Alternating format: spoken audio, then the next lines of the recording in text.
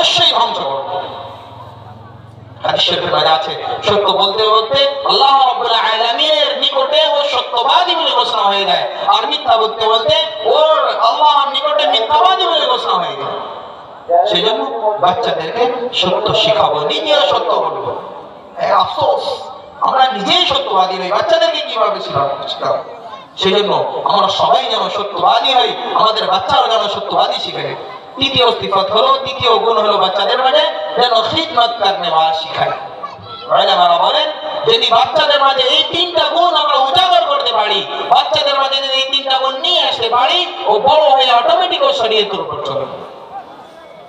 সেই জন্য দিনই খাওয়াতিন আর মুহতারাম দোস্ত বুজুর্গ, বাচ্চাদের তারবিয়তের বিষয় নিয়ে খুবই চিন্তা হওয়া উচিত। বর্তমানটা জেনারেশন চলছে যুবকের, এর পরবর্তীতে বাচ্চারা কি যে অবস্থা হবে আল্লাহই জানে। আমরা যদি এখন থেকে এর বিষয় নিয়ে চিন্তা ধারণা না করি, আল্লাহর কসম বললে হবে না যে মসজিদ ইরান হয়ে যাবে, মসজিদ বিরান হয়ে চলে যাবে। যে বর্তমান পরিস্থিতি, যুবকরা দেখেন কোথায়, সবাই মোবাইলে ব্যস্ত।